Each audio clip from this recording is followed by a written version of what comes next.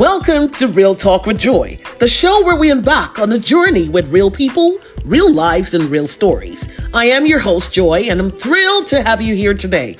On the show, we're all about uncovering the extraordinary within the ordinary, shedding light on the remarkable journeys of everyday individuals, and finding inspiration in the stories that shape our world.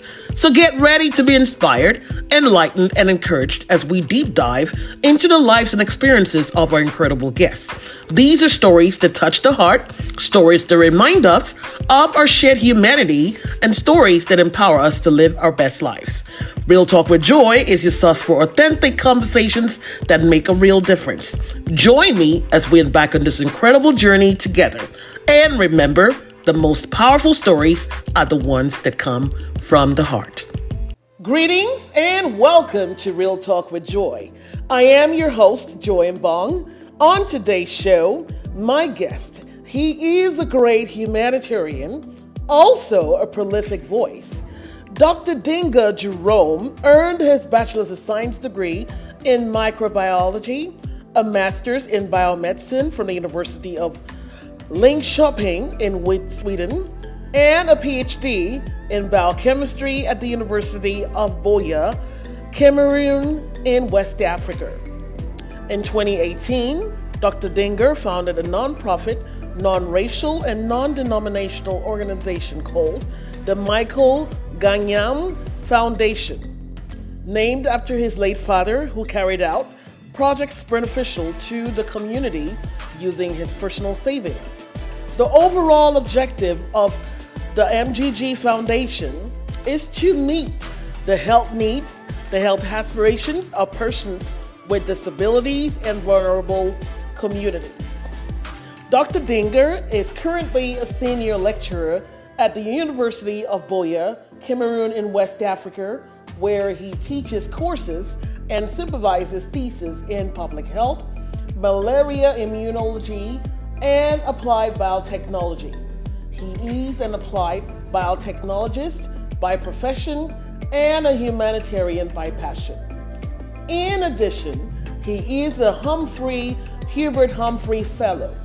With this, the Hubert Humphrey Fellowship has presented Jerome and MGGF the opportunity to create partnership and networks so that together with persons in the business world, legal, public health, media, and social fields, we'll be able to create an equitable, accessible, and inclusive world for persons with disability and vulnerable communities in Cameroon particularly, and in Africa at large. Ladies and gentlemen, help me make welcome Dr. Jerome Dinga. Dr. Dinga, thank you very much for taking out time to come to the show. Thank you. Wow, this is really great to have you on my show. Thank you so much for honoring this invitation. Now, tell us, if you would, what really got you interested in the Humphrey Fellowship program? Thank you, Ms. Bong, for this opportunity to have this exchange with you. Sure. The Humphrey Fellowship is about identifying mid-career professionals who have had impact in their communities and bring them to the United States of America for a one-year training on leadership. So, having done all the activities I've been doing with the MGG Foundation, the Humphrey Fellowship provided me, I saw it as an opportunity or a platform to achieve my dream, which is to create an international network of volunteers, sponsors, and partners, so that together we can achieve the goals and mission and the objectives of MGG Foundation. Awesome, great. And now, how has your background really, prepared you for the work that you're doing through the Humphrey Fellowship? Being a humanitarian and working in the field of public health, right, I realized that the goals or the vision of MGG Foundation could not be achieved at the level of Cameroon. So this Humphrey, having read about the Humphrey Fellowship, I realized that it has this platform. It provides this platform where you can harness and improve your skills. So, having done these humanitarian activities in Cameroon, it actually gave me this Humphrey Fellowship. Actually, gave me this platform to enhance my skills, because what the fellowship is doing is not creating a new person. It's about enhancing what you already have. So that qualities is what I gained or gathered during my activities at MGG Foundation in Cameroon, and the Humphrey Fellowship is enhancing that. Okay, so now, as a Humphrey Fellow, what does it mean to you, personally and professionally, and how has it really shaped you as a leader? Oh, the Humphrey Fellowship has been a wonderful platform for myself, of course, professionally and personally. As a person, it has fine-tuned my leadership skills, and career-wise, it has also opened me opportunities to work with global experts in the field of public health, and that way, that would help me to continue what I've been doing before, but at this stage, at this level now, I'm going to do them at the world stage. Hey, that's really great, because I know a lot of individuals out there, they're really trying to get to know more about what the Hubert Humphrey Fellowship is all about, how it got started, etc., and then what it has to do for the world out loud, if I may say. Now, what kind of change, let's say once you're actually done with this particular fellowship program, and when you're now faced with the world, what kind of change do you as a leader, how do you plan to lead the world moving forward? I think the one thing I would take off from the Humphrey Fellowship is about being able to serve the people. So as a leader, you're not working for yourself, you're working for the people. So which means that it's not about what you want, it's about what the people want. Okay. So listen to them, and you being a leader, your role is to harness the resources that are available to make sure that the people get what they want or need. Okay. All right. So, I mean, that we're going to circle back on that again. But throughout your course, throughout this particular fellowship program, definitely you might have encountered a few challenges or so. Could you just talk a little bit about the challenges that you feel as though you encountered, or subsequent, fellows might encounter coming in to the United States for the Hubert Humphrey Fellowship Program? If you would, please. I mean, to be honest, when I got the Humphrey Fellowship, I was excited that I'm going to the United States for 1 year. Okay. That was it. Yes. You were so excited. I was just excited. Okay. What I was going to meet, you weren't sure. I had no clue. Okay. I had no idea. All right. So when I came to the US and we're giving this program of the things we'll be doing, I was like, yeah, this is good. We can do this. All right. But when we started doing them, they became so hectic that I got myself so busy. I have never been this busy my entire life. This 1 year has been the busiest year of my life. And I think adjusting to this was an issue for me. First of all, mentally it was challenging, and even physically, because at some point I felt like my body was like, "Oh, Jerome, this is too much for you. You need to slow down." Yeah, but I looked at my objective for the things I need to achieve in the US. I said, "No, Jerome, you are not going to slow down." So what I did then to adjust to this new hectic lifestyle was to try to create a work-life balance and do some self-care, self-love.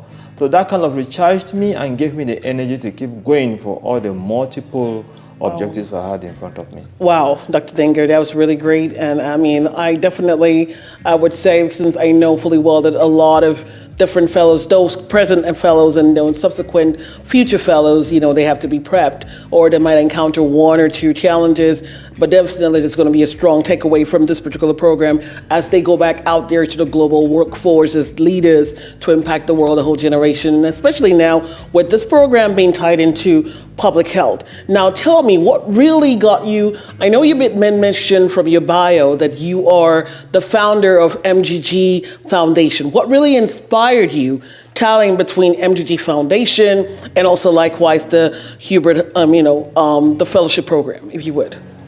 The MGG Foundation came about First of all, the name Michael Gayam Bunvat. Those are the names of my late father. Okay.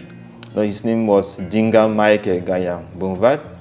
So he passed on, and as our, may so rest in peace, as our tradition dictates, when someone passes on, when a loved one passes on, you need to carry out some kind of a ceremony in honor of their memory. So I did that in honor of my late father, and since he did community projects using private funds, Yes. so I decided to do something to the benefit of the community in his honor. Of course. So I hired a foundation in Cameroon that has to do with a paramedical school, the medical team, to come over to my village, Badigam, for 3 days. And during these 3 days, they were doing like free medical consultation, free laboratory tests, Yes. free treatment, and free minor surgeries. So these 3 days came and passed, and about 2 weeks later, I called back home in the village to find out how those guys who were operated upon, how they are doing. And I got this feedback that the first person who was operated upon with hernia got completely healed after 1 week. So everybody was fine, no complications, and everyone was happy, giving me blessings and compliments. And I could see the impact of what those 3 days of activity in my village could do. So looking at all of this, and I said, I told one of my friends that I think I should be doing this more often, because with the money, the funding, what we spend, and the impact it's had, the impact we had in the community is so much greater than what we spend. Okay. So he said, okay, if that's the case, Jerome, I think you want to think about creating a foundation. A foundation. So I decided to create a foundation and named it after my father, Michael Gayam Bunvat Foundation, also known as MGG Foundation. Okay. But I realized that most non-profits around Cameroon, most non-NGOs around Cameroon, I couldn't find any one of them focusing on persons with disabilities. Okay. So I decided to now focus on this group of persons. Streamline that. Yeah, Okay. down to those persons. Yeah. Okay. And the activities of this, by trying to improve the life quality of this person with disabilities, now gave me the opportunity to win the Hubert Humphrey Fellowship. Wow, that is super. That's so great. That's really a great achievement. Thank now, you. Dr. Dinga, if you would, how would you measure success in your work, in your field? Of course, you do have strong background in public health, you're a scientist, it's a lot more. So how would you measure success from your standpoint? All right, from the standpoint of being an applied biotechnologist, as part of my PhD, what I did was malaria vaccine development, where I was able to clone and create a chimeric gene from Plasmodium malaria parasite, and the gene that was able to protect mice against murine malaria. So fast forward and think, as an applied biotechnologist, I will consider myself successful the day I'll be able to produce a vial Okay. of a vaccine, malaria vaccine, and give to mankind. Wow. A vaccine that is effective, efficacious, and has the ability for widespread application. Okay. But at the level of a humanitarian, what I would consider success is seeing people's life being changed. Okay. More people smiling, more people having self-confidence, more people having a better life because of the activities of MGG Foundation. I would consider that success. Okay, that's great. So now tell me, that's one just side of it, being a humanitarian. Now for the world, there's certain misconceptions. There's a gray area of misconception that a few people might view about humanitarians. Why is that? Humanitarian work. Or one of the biggest misconceptions that people have about humanitarians. Thank you. I think the first thing I will talk about is about the humanitarian work is not for personal gain. If you are going into humanitarian work for personal gains, then you're in the wrong field. Because I've seen and also heard people that went into the non-profit business and they couldn't last long because they went in for personal benefit. Humanitarian work involves passion. Yes. You must have passion for what you are doing. If you don't have passion, try something else. Because humanitarian was all about challenges. It's all about tough moments. Yeah. So if you don't have passion for what you're doing, you're going to give up. Okay. Another aspect of humanitarian work that people get wrongly is that they think humanitarian work is all about, it's emotional. It is not. It also requires strategy, True. logistics, Absolutely. and resilience. Okay? And then another is something that people also get wrong about humanitarian work. They think humanitarian work is just about aid, giving aid. But no, it focuses on long-term recovery, sustainability, and empowering communities. That's very true. So, yeah. Hey, that's really great. Yes, because I mean, a lot of people might have, if I may say, have like a little side of them that's like a humanitarian, and not really sure, really for certain how to go about executing that part of them, of being like a voice or a force, or just being there to help others. So what they do is they might have a misconception based on what you're seeing out there or what is being portrayed, but we do have a lot of large-scale humanitarians doing great major work all around the world, and I do applaud you for what you're doing for persons with disabilities. Now, certain times, and of course, I do believe that you do have, in the course of your work as a humanitarian and with MGG Foundation, you probably faced some setbacks out there in the field or in the line of work. Can you just talk a little bit about such? Or, what really keeps you motivated during difficult times, or, what really keeps you motivated during difficult times when you're facing those setbacks? Well, like I said before, when it comes, humanitarian work is all about challenges, right? Of course, yeah. It's all about, you can't be in your comfort zone doing humanitarian work. So what keeps me going during all these moments is the passion to improve the life quality of persons with disabilities. Okay? So that alone is the one single factor that I would say that keeps me going, from either executing my work or even gathering the resources, be it material resources, human resources, or financial resources. It is my passion to have an impact or improve the life quality of persons with disabilities that keeps me going. Great, Dr. Dinga. Thank you very much for that response. Now, which of course most humanitarians there, I would consider them as leaders, right? So you as a leader, if I might say, Dr. Dinga, what has been like the most difficult decision that you've ever made as a leader? The difficult decisions as a leader for me has been choosing between two right options. Wow. Like trying to choose, prioritize the well-being of my team over the objectives of the project. That has been something that has been difficult for me to do. And another difficulty I come across as a leader is about letting go of a high-performing individual in the team who doesn't align with the team values. Wow.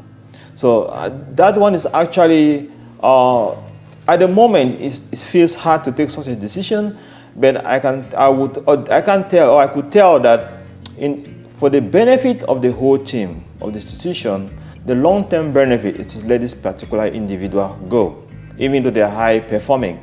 Or sometimes I may find myself in a situation where in a particular project or program, they do not align with the team values, but in another project or program which they can align their values with the value of the team, then we can bring them on board to contribute to the success of the program.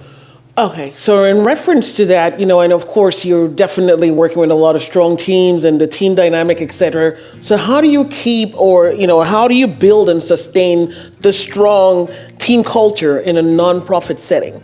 Realize nonprofit is a little different from the main, business, side of it. So yeah. So when I started all this initiative, You know, the one thing I was looking for people, like when I'm going about doing my activities and, you know, selling the ideas to people to join me, the first thing I try to look for in you is the passion for what we are doing. That's the first thing. Are you really passionate? So I try to spend time with these persons in question and find out if they are passionate before I bring them on board. So because I realized that I've over the years, I've come to realize that it's easy for me to manage challenges as a team when we all have the same beliefs, the same values and passion for what we do. So being passionate about the goals and objectives of MGG Foundation is what I need, because that alone will make it easy for me to create a cohesion within the team and provide opportunities or activities that we can perform as a team. It could be a retreat, a getaway for a weekend to a resort as a team, or doing, you know, playful activities that create the bond between each other, and we do in such a way that it permits each one of us to be vulnerable with the other. So you need to I make my team members to realize that it's okay to be vulnerable, it's okay to have weaknesses, you know, and then to make sure that each team member doesn't judge the other when they are vulnerable. Absolutely. We should know that we all have strengths and weaknesses, yes, but that should not be used against us. So that is what each member of the team has to understand, so that everyone is allowed to make mistakes, absolutely, and don't be judged by it. Yes. So by doing so, there's this trust amongst the team members, building trust, and that trust creates that bond and that cohesive team that can take care of, have each other's back, so to speak. Awesome. So this concludes our first session with this conversation with Dr. Dinga. Just stay tuned for upcoming sessions for interesting topics continuing this interview. Thank you.